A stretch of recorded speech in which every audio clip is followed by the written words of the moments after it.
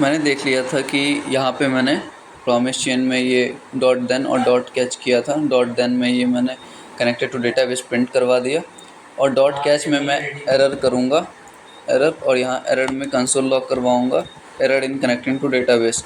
तो वापस रिफ्रेश करा और यहाँ देखो कनेक्टेड टू डेटाबेस, अगर ये आ रहा है जो मैंने मैसेज डॉट देन में इंक्लूड करा है, अगर वो एग्जीक्यूट हो रहा है तो मतलब मेरा डेटाबेस परफेक्टली काम कर रहा है। ठीक है, इतना मैंने समझ लिया इस चीज़ को। ठीक है, इतना हो गया हमारे साथ। ओके, इसके बाद क्या करना है, इसके बाद का प्रोसेस मैं यहीं पे बताता हूँ। वी विल नाउ चलो यहाँ नहीं करते हैं, हम यहाँ पे डिफ़ाइन करते हैं इस चीज़ को इंट्रो में, ताकि आपको एक ही जगह सारा कुछ मिल जाए।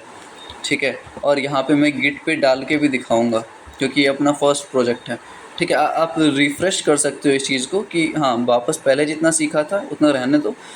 और ये मैं इसलिए बता रहा हूँ क्योंकि सारा चीज़ इंटीग्रेटेड बताऊंगा कि क्या इंस्टॉल करना है, कैसे सर्वर कनेक्ट करना है डेटाबेस से, और कैसे गिट पे इसको डालना है।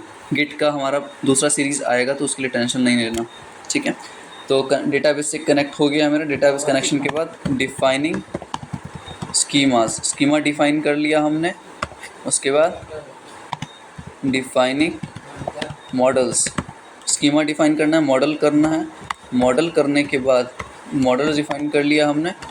Creating data and saving in database. ठीक है, तो आप देख लेना डेटाबेस से कनेक्ट हो गया। अब स्कीमा डिफाइन करेंगे हम। स्कीमा डिफाइन करने के बाद डिफाइन मॉडल्स डिफाइन करेंगे, उसके बाद डेटाबेस में डेटा को सेव कराएंगे। तो आप ये मत सोचना कि ये लेक्चर फास्ट है, मैं जान के कर रहा हूँ ये चीज़। ठीक है, अपन का डेटाबेस से कनेक्टेड हो जाएगा, ये हो गया है। अब मुझे क्या था ना, स्कीमा डिफ़ाइन करना है। ठीक है, अब स्कीमा वगैरह तो मैं डिफ़ाइन कर दूंगा, लेकिन करना कहाँ है, मैं यहाँ पे भी कर सकता हूँ। ये जो ब्लैंक स्पेस है ना, मैं यहाँ पे भी अपना सारा कुछ डिफ़ाइन कर सकता हूँ। लेकिन एक बात बताओ, डेटाबेस कनेक्शन होने के बाद ही मैं कुछ परफॉर्म करूँगा ना। अगर मान के चलो ये डेटाबेस कनेक्ट ही नहीं हुआ तो कभी बाहर वाला चीज़ एग्जीक्यूट होगा क्या? नहीं होगा। तो मुझे जो भी लॉजिक लिखनी है वो डॉट देन में लिखूँगा। पहले कनेक्टेड टू डेटाबेस लिखा गया। अब मैं इसके बाद क्या करूँगा ना, अब मैं इसके बाद एक चीज़ करूँगा। एक चीज़ में क्या आ जाएगी आपकी कि कॉन्स्ट स्टूडेंट्स, चलो स्टूडेंट्स का लेते हैं। Const students is equal to mongoose dot model. ठीक है, अब यहाँ पे सबसे पहला आ जाएगा स्टूडेंट्स। अब ये जो स्टूडेंट्स मैं डिफ़ाइन कर रहा हूँ ना, ये दो आर्ग्यूमेंट लेता है। मैं बताता हूँ क्या, ये जो स्टूडेंट्स मैं डिफ़ाइन कर रहा हूँ ना यहाँ पे, इस नाम से मेरा कलेक्शन बनेगा। ध्यान देना, इस नाम से मेरा कलेक्शन बनेगा। अभी मैं क्या कर रहा हूँ, अभी मैं मॉडल डिफ़ाइन कर रहा हूँ। स्कीमा कहाँ डिफ़ाइन करेंगे, कैसे करेंगे, मैं बताऊँगा अभी पहले हम मॉडल्स पे बात करते हैं। ठीक है, स्टूडेंट नाम से मेरा कलेक्शन बनेगा। कलेक्शन क्या होता है मोंगोडीबी में, एज सेम आप मान लो कि जैसे हम एसक्यूएल में टेबल्स डिफाइन करते हैं, उसी को मोंगो नॉन रिलेशनल डेटाबेसेस में हम क्या बोलते हैं, कलेक्शन। सेकंड आर्ग्यूमेंट में, फर्स्ट आर्ग्यूमेंट में हम अपने कलेक्शन का नाम डालेंगे जो कि एक स्ट्रिंग फॉर्मेट में होगा। सेकंड हमारे पास एक ऑब्जेक्ट के फॉर्म में रहेगा। इस ऑब्जेक्ट में मैं क्या करूँगा ना, स्कीमा डिफाइन करूँगा। सेकंड पोजीशन, ये जो पोजीशन है सेकंड आर्ग्यूमेंट का, वो है स्कीमा का। इसमें मैं क्या करूँगा, सबसे पहले लेट्स से फॉर एग्जांपल ले लेते हैं नेम, जो कि स्ट्रिंग में रहेगा हमारा। ठीक है, अभी के लिए नेम ही ले लो, नेम या ईमेल ले लेते हैं। चलो ईमेल। ठीक है, ईमेल हो गया अपना।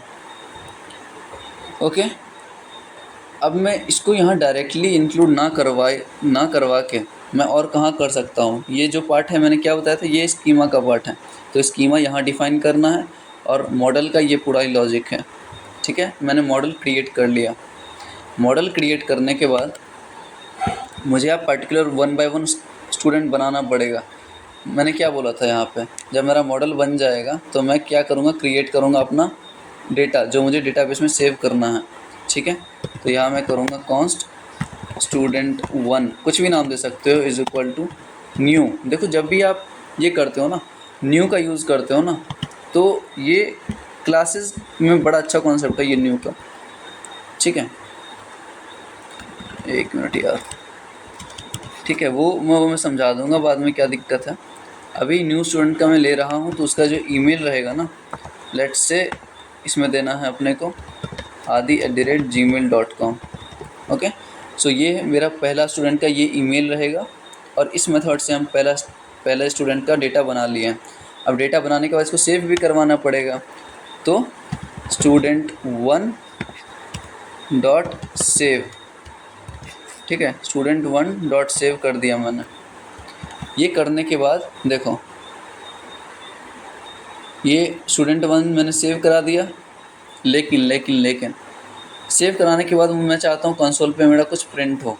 अभी देखो, अगर डेटाबेस में आप स्टूडेंट नाम से यहाँ डेटाबेस में आओ और चेक करो कि स्टूडेंट नाम से मेरा कोई ऑलरेडी है, बना है या नहीं बना। ब्राउज़ कलेक्शन में आओ। ओके, ब्राउज़ कलेक्शन में हम आ गए हैं।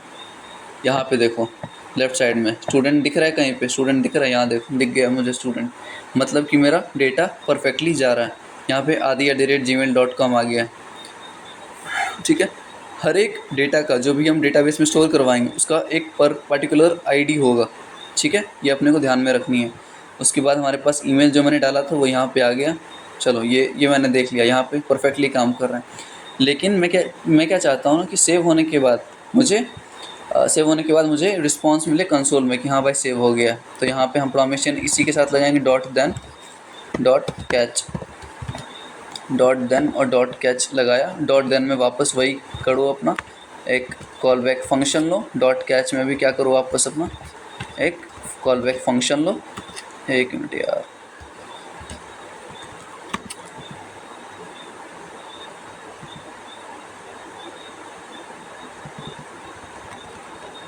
कहाँ दिक्कत आ रही है यार, एक मिनट यार, अरे यार, अच्छा ओके, हाँ। तो डॉट देन में क्या है, वापस से डेटा रिसीव करो। प्रॉप्स का खेल बताऊंगा मैं, रिएक्ट वैसे भी हमारा चल रहा है।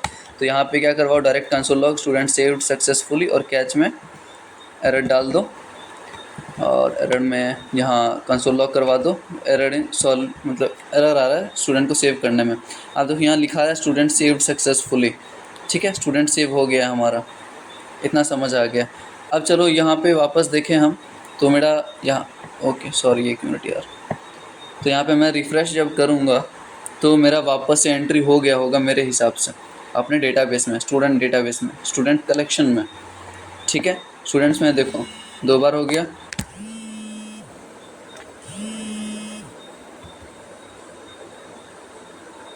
तो ये चीज़ हमारा 2 बार हो गया है। अब मैं क्या करूँगा, देखो 2 बार मैं नहीं चाहता, मैं चाहता हूँ कि बस एक ही बार हो, ठीक है। मैं चाहता हूँ कि बस एक ही बार मेरा सेव हो। तो इससे पहले वाले वीडियो में मैंने वैलिडेशन का कॉन्सेप्ट बताया था कि ईमेल वैलिडेट कैसे करते हैं एक्सप्रेस वैलिडेटर से, आप चेक कर लेना प्रीवियस लेक्चर में, ठीक है। अभी मैं वो चीज़ नहीं समझाऊँगा, अभी हम वापस से अपना ये देख रहे हैं इसलिए। और ये देखो मैंने यहाँ स्कीमा डिफ़ाइन करा है ईमेल स्ट्रिंग फॉर्मेट में, ठीक है। स्ट्रिंग फॉर्मेट में मैंने क्या किया, यहाँ पे स्कीमा डिफ़ाइन किया। अब यहाँ से इसको काटो, यहाँ से काट के हम यहाँ पे अपन ना डिफ़ाइन करेंगे। मैंने क्या बोला था यहाँ पे कि ये डेटाबेस को कनेक्ट करने के बाद हम स्कीमा डिफ़ाइन करते हैं। तो स्कीमा हम यहाँ डिफ़ाइन करेंगे, const schema is equal to mongoose dot schema. अब ध्यान से देखना कि मैं क्या क्या यूज़ कर रहा हूँ। ये एक ऑब्जेक्ट लेगा, ऑब्जेक्ट में हम वापस वही देंगे जो हम वहाँ दे रहे थे, जो हम कहाँ दे रहे थे, कहाँ पे, यहाँ पे, इस पोजीशन पे, ठीक है। ये समझ आ गया मुझे, const schema is equal to mongoose dot schema. अब मैं यहाँ पे स्कीमा को ये करवाऊँगा, देखो एरर इन कनेक्टिंग डेटाबेस लिखा दिया। यहाँ पे मैं स्कीमा जब डालूँगा ना, स्कीमा जब डाला मैंने, तो अब देखना, अब स्टूडेंट सेव सक्सेसफुली हो गया।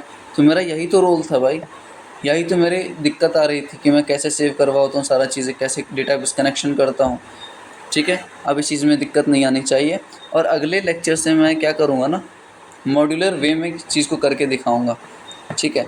अभी तो मैंने डेटाबेस कर दिया है, वापस यहाँ फ़ोल्डर बनाऊँगा, कंट्रोलर्स मॉडल्स जो भी थे हमारे, ठीक है। तो आगे वो चीज़ को देखते हैं, ठीक है। चलो फिर नेक्स्ट लेक्चर में मिलते हैं, होप सो अच्छा लगा होगा। Thank you.